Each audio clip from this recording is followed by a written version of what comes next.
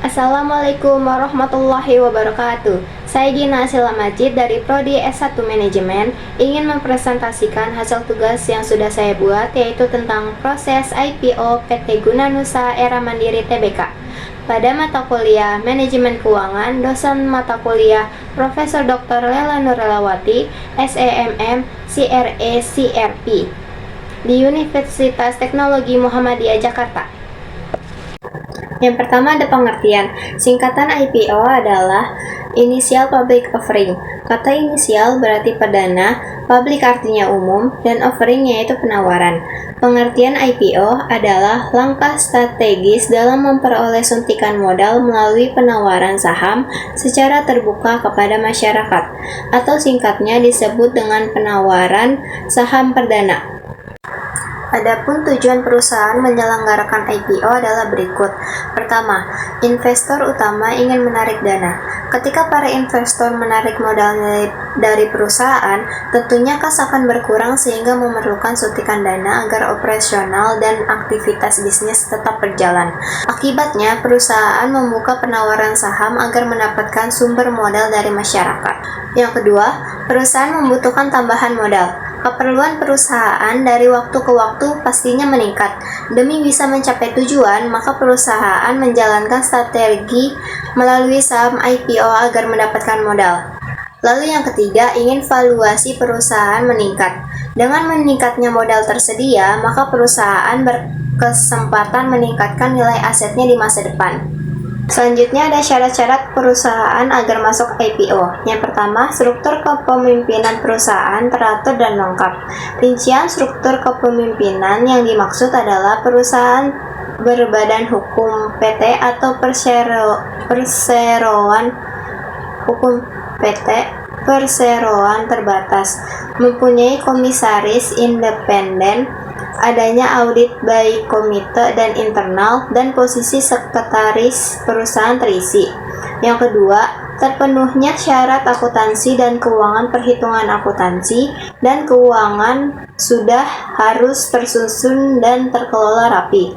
Selain itu, perusahaan tidak diperbolehkan mengalami kerugian selama 2 tahun terakhir. Yang ketiga, batas minimal saham IPO ditawarkan. Batas minimal saham ditawarkan kepada masyarakat luas adalah 150 juta lembar saham, sedangkan jumlah pemegang saham sebesar 500 pihak atau lebih. Saham harus dijual seharga Rp100 atau lebih. Selanjutnya ada proses IPO. Yang pertama itu ada due diligence meeting. Langkah ini merupakan rapat penting yang harus dilakukan perusahaan bersama pihak emiten untuk mendiskusikan terkait pengajuan perusahaan IPO. Yang kedua ada public expose.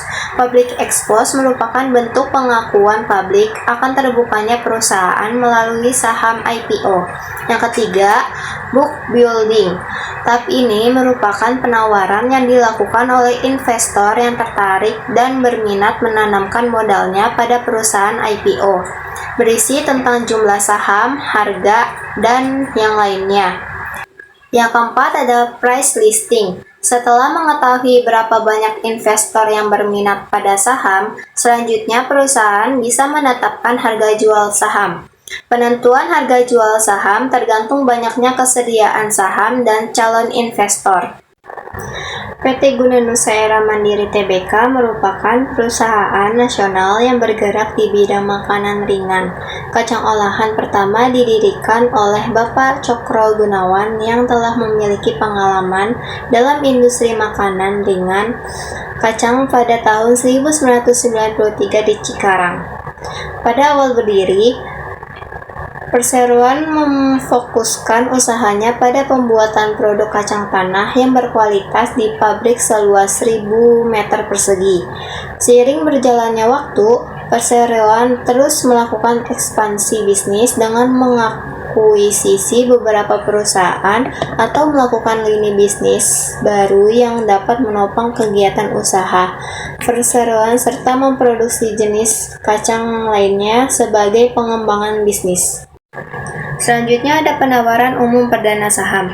Sebanyak 500 juta saham biasa atas nama Saham yang ditawarkan yang merupakan saham baru atau sebanyak 20,00% dari jumlah seluruh modal ditempatkan dan disetor penuh dalam perseroan setelah penawaran umum perdana saham dengan nilai nominal sebesar Rp100 setiap saham, yang ditawarkan kepada masyarakat dengan harga penawaran sebesar Rp150 setiap saham.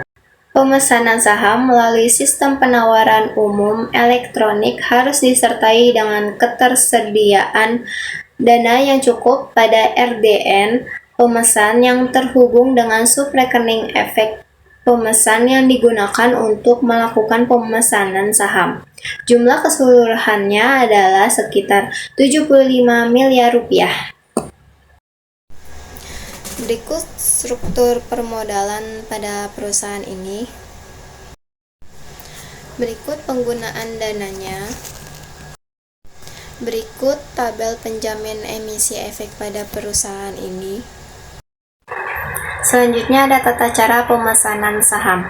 Pertama, penyampaian minat dan pesanan saham. Penyampaian pesanan atas saham yang ditawarkan melalui sistem penawaran umum elektronik wajib disampaikan dengan A. Secara langsung melalui sistem penawaran umum elektronik. B. Melalui perusahaan efek yang merupakan partisipan sistem di mana pemodal yang bersangkutan menjadi nasabahnya. Lalu yang terakhir ada melalui perusahaan efek yang bukan merupakan partisipan sistem di mana pemodal yang bersangkutan menjadi nasabahnya. Lalu yang kedua ada pemesan yang berhak. Yang ketiga, jumlah pemesanan. Yang keempat, pendaftaran saham ke dalam penitipan kolektif. Yang kelima, masa penawaran umum. Keenam, penyediaan dana dan pembayaran pemesanan saham. Ketujuh, pengajuan pemesanan pembelian saham. Kedelapan, penjatahan saham. 9, perubahan jadwal, penundaan masa penawaran umum perdana saham atau pembatalan penawaran umum perdana saham. Ke-10, pengembalian uang pemesanan.